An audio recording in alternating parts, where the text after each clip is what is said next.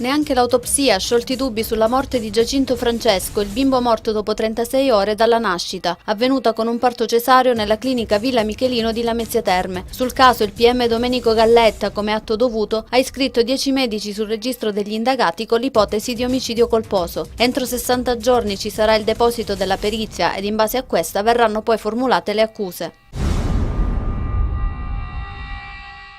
Un investimento di 700 milioni di euro fra le province di Reggio Calabria e di Messina è quanto è stato annunciato dal gruppo Terna, il principale proprietario della rete di trasmissione nazionale di energia elettrica, in una conferenza stampa a Palazzo San Giorgio. Ad illustrare l'investimento il direttore affari istituzionali di Terna, Stefano Conti, il quale ha comunicato che saranno coinvolte 70 imprese con una ricaduta occupazionale da qui al 2013 testata su circa 200 unità al giorno.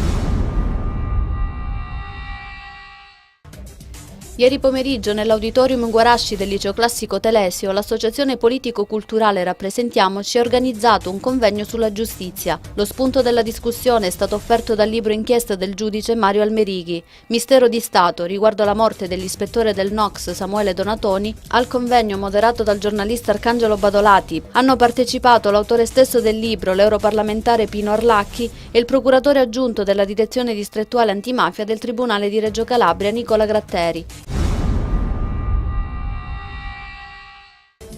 Al Teatro Rendano a Cosenza ieri sera la prima nazionale dell'Opera Telesio, musica e regia di Franco Battiato, libretto di Maglio Sgalambro. Un allestimento completamente virtuale con ologrammi al posto di cantanti, attori e danzatori. Unico elemento realmente presente è l'orchestra.